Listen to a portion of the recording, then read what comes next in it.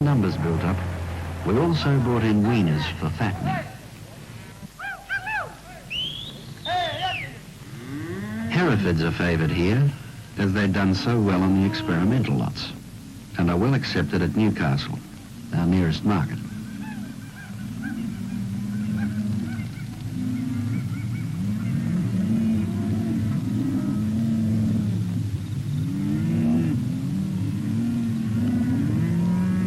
The immediate task with our cattle was to keep pace with the land development and eventually have one beast running to every hectare.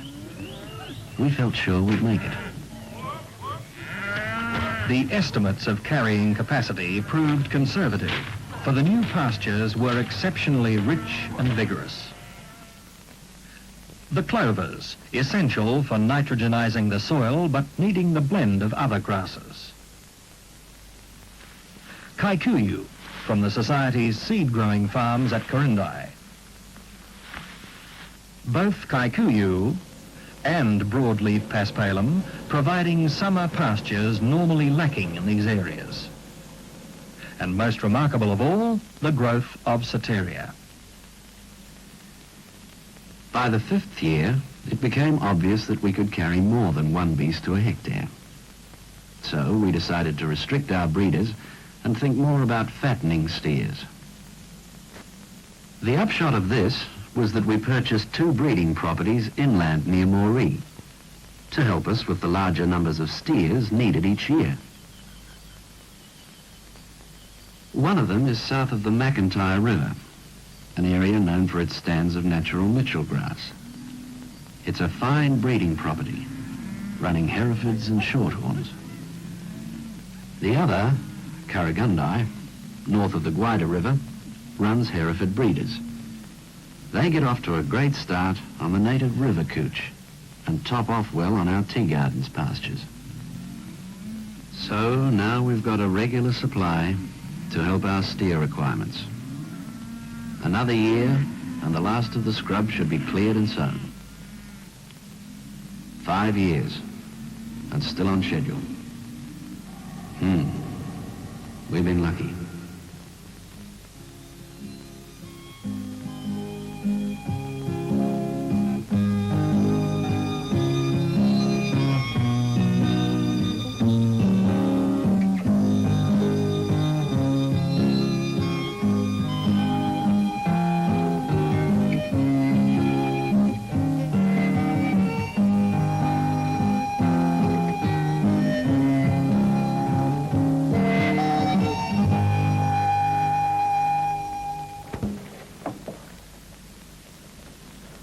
Even while tea gardens and northern cattle were in the planning stages, a third and even larger AMP group had already been established in Queensland.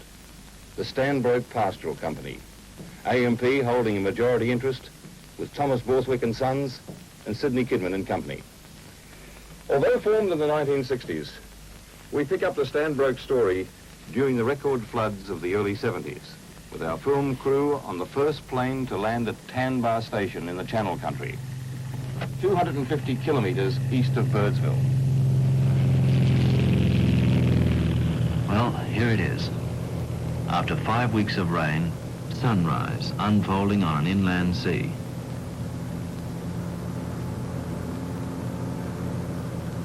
Davenport coming up. Right. En route to Tanbar, we divert to Davenport Downs, 13,000 square kilometres, Stanbroke's largest property. Too wet for landing. A pity. They preserved some fine buildings down there from an old Cobb & Co. changing post. The Diamantina is swift in flood. Cattle are trapped on its bare sandy islands, snagged on boundary fences. We set course for Tanbar, southeast on Cooper's Creek, where the channel flood spread slowly.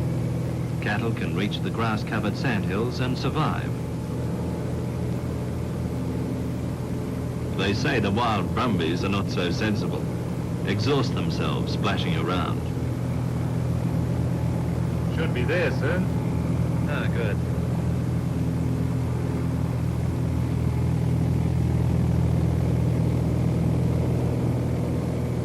regular strip is out. They've driven a grader through the flood, dozed one into a nearby sandhill. The radio signal was brief and to the point. Strip short but usable. Suggest wear swimsuits. Here we go. Check your seatbelts.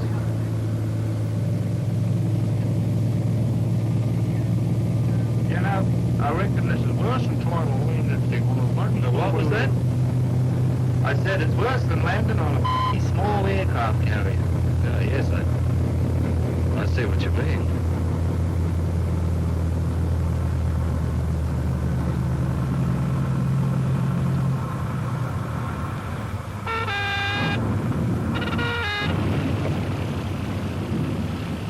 Bill Scott, manager. A brief but friendly greeting.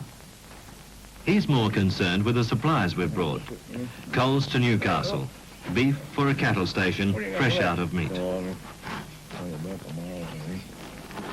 And a spare outboard to keep them mobile on the flood plains.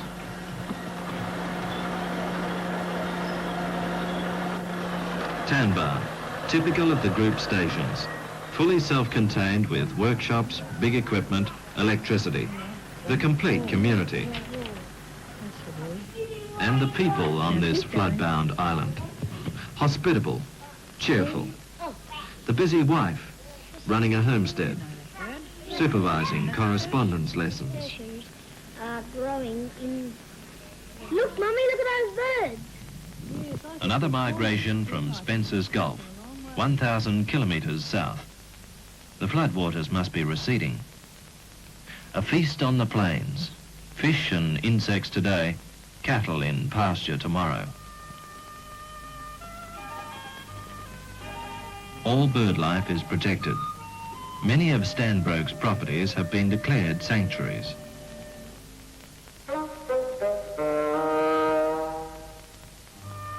The greatest flood in Australia's recorded history. A wet initiation for the new Stanbroke group of properties. We would return when the floods had receded.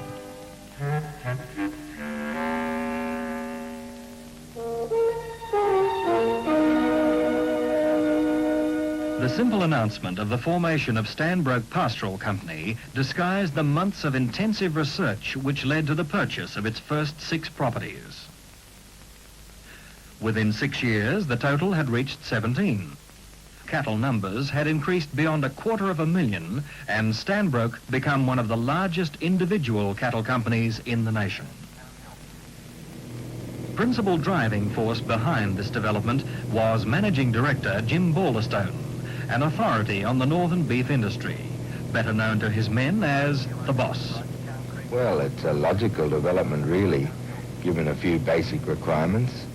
In the first place, we looked for properties with good potential and strategically spread to reduce seasonal risk. Then we had the financial backing to realize that potential over the long term. There will be temporary delays due to drought and flood, but overall the improvement programs go on. Construction, water conservation, pastures, crossbreeding, disease control. And good research is essential. Ours indicates a continuing and increasing world demand for beef, despite temporary setbacks in the marketplace. Our aim is to meet that demand in the years ahead.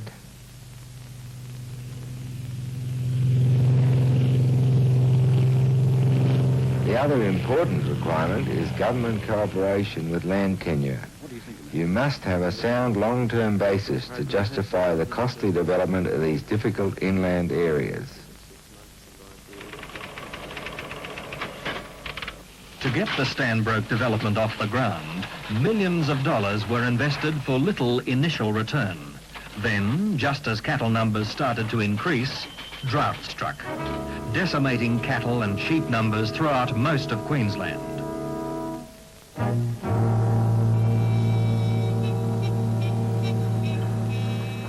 At Stanbroke, one thought prevailed: survival. In a mass movement, 18,000 cattle were transported from drought areas to less affected properties in the group. New watering points and supplementary feeding did the rest. Few cattle were lost.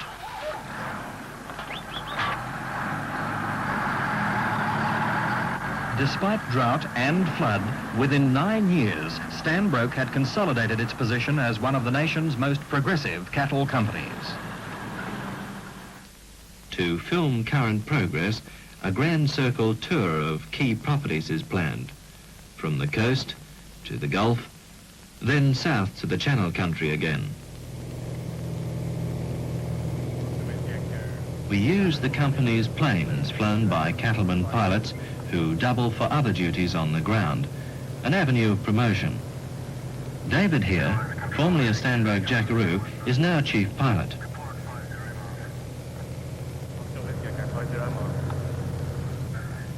First leg of the journey, and with us the group's senior veterinary officer, Bob Chester, in charge of disease control and cattle husbandry. The breeding programs were in fact one of the first and certainly most important activities started in the group. The idea was to breed bulls for herd improvement, and we used chiefly Brahmins. To do this, the company had bought a well-known stud property named Waverley. It's an attractive spot on the coast south of Mackay, famous in the industry as one of the pioneers of the Brahman breed in Australia. Most of our northern properties were based on shorthorns, but we felt that they'd do better if crossed with Brahman or other Bos Indicus cattle.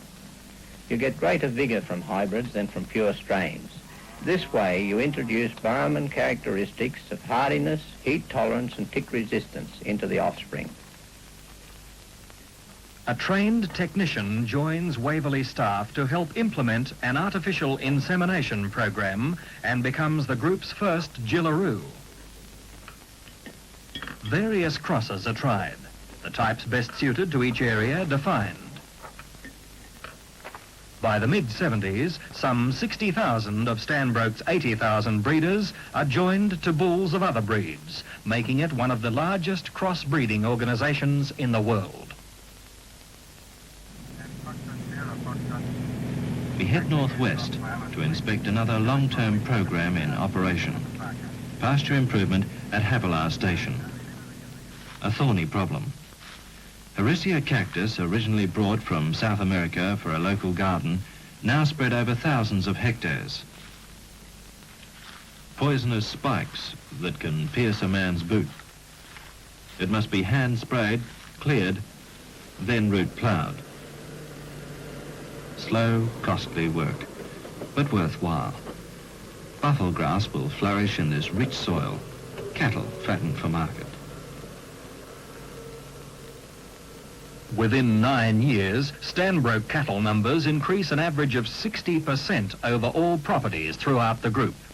The pasture improvement programs are considered good value at a cost of $500,000.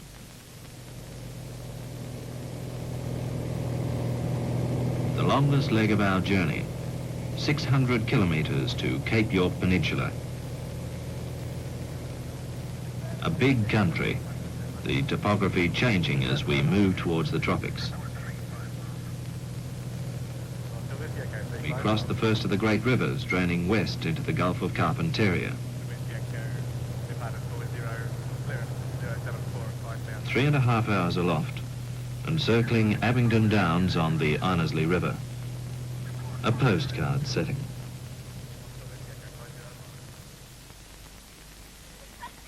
It's Homestead, a showplace for Stanbroke's housing program. Almost $400,000 spent to date on new homesteads and married men's cottages throughout the group. The Knight family kindly takes us in hand for a short muster and tour of the property. All stockmen are out at camp, so the daughters of the household muster the bull breeding herd for us. Expert in other ways too. There's no shortage of steak sandwiches here. One of the girls has just flown in from boarding school. First child in the group to benefit from a company scheme which gives financial assistance for secondary schooling and return fares home on holidays. The crossing ratio in Abingdon's cattle will level off at more than 50% Brahman, the station's bull breeding herd maintained with stud sires from Waverley. The young Brahman cross calves resist heat and tick parasites well. Mortality is reduced, breeding rates are up. Fine animals, top condition, thriving on pasture new to this property. Townsville stylo, a tropical legume. A 10-year, 20,000 hectare program, an experiment of significance to the northern beef industry.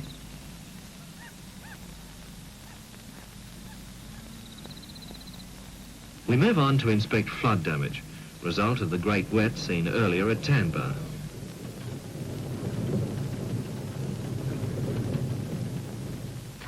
Abingdon Downs was one of the worst hit properties in the Stanbroke Group, and tasks of repair were formidable.